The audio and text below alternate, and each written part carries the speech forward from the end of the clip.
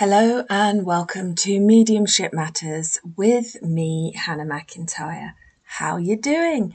And of course, it is Friday, so it is a Mediumship Mini. And I have got a question here from somebody that didn't ask to remain anonymous, but I'm going to leave you anonymous, not because I don't care, but just because it's a sensitive topic. So apologies if you would have liked to have been out there, but you will know. Hi Hannah, it's been a while that I'm questioning myself about something, and I would really love to have your thoughts on that. My uncle committed suicide in 2016.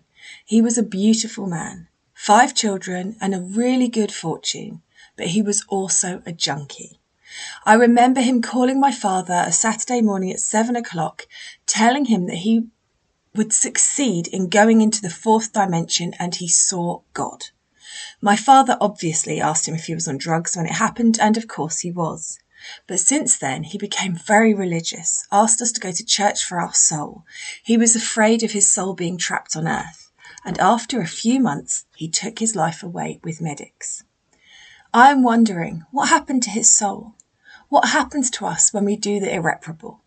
I'm asking that because I feel his presence since a while, and also my husband wears some of his clothes because they were the same cut. Yeah, kind of creepy, haha. One night I was in my bed and could clearly feel the pressure, like somebody was sitting next to me, and the first person who came to mind was him. I also was attracted to a certain book named L'Empire des Anges. I hope I pronounced that right. I probably haven't, and I'm so sorry if you are French and listening. Je suis désolée. I really am bad at French. The Empire of Angels, and one of the main characters has his name, Jacques. Jacques. Oh dear God.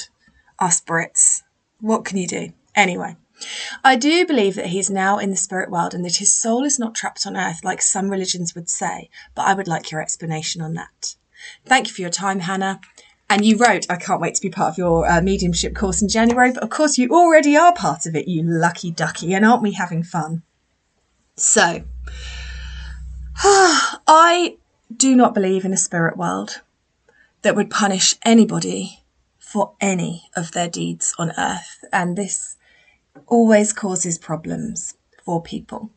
So I don't believe that anyone who makes the sad and desperate decision to take their own life would be punished and not allowed access into the spirit world. Same with people who take their life very slowly with drugs and alcohol or unhealthy eating, cigarette smoking. There are many ways to take your own life, not looking when you cross the road. And so I don't think the spirit world punish us for that at all. And I don't believe, like some people say, that spirits get trapped here because there is no separation. We are in the spirit world. We return instantly to our non-physical state as soon as our physical body dies. And we are in the spirit world. So I'm not surprised that you are feeling him with you because he will be. I think that religion has really got a lot to answer for. I mean, I went to my aunt's funeral quite recently. She is Catholic. And I get that funerals are supposed to be sad. But where was the joy in her being reunited with spirit? Where was the feeling like she had gone to a better place? It was very doom and gloom. And I think it's a real shame that man has done this to ourselves. So I know that when my mother was explaining to me the concept of purgatory, that you pay another human being money so that the immortal soul of your loved one moves out of purgatory more quickly, was, widely considered fact.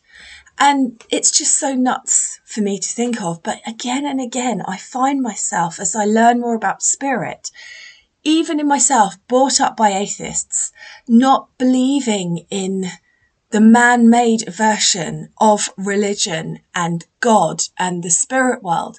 Again and again, I find these little snippets of resistance within myself because it's just there. We're indoctrinated into it just by being, just by society. And I think that's where the idea of people who get trapped here from taking their own lives comes from, is religion. And you would say to these people, well, why would the spirit world leave them here? And they say, well, that soul has a choice and that soul cannot be part of the light. But they are the light. We are the light. We're not moving into the light. We are the light. And so you can't not be your true state when you pass, because that wouldn't make sense, would it? We are not our true state in the physical. Our true state is the light, is the love.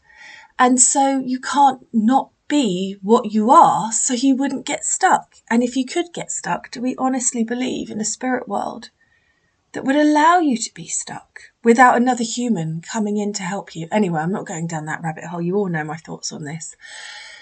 So I don't believe that people get stuck here. I do believe that it's really, really sad.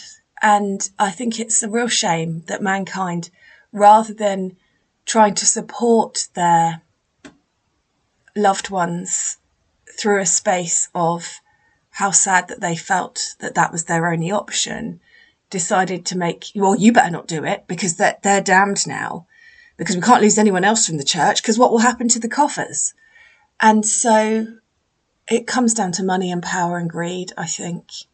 And also the human state of disempowerment. We like to be told that we have to live a certain way.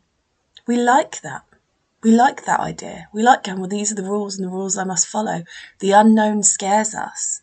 And being in a space where there are no rules and there is only love and there is no judgment feels like a bit much. So a rule makes it comfy. And then the problem is these rules get propagated and then all hell breaks loose. So I don't believe that your uncle is anywhere other than with his loved ones and in a state of complete peace. And of course, he will be looking at the choices he made in his life and seeing the impact of those choices on his children and on his wife and on his family who he has left behind. And regretting that, of course, but he himself as a soul is well and good and perfect. So I hope that helps. I hope that makes sense.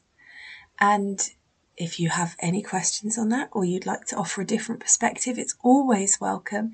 You can email podcast@hannahmedium.co.uk. Thank you.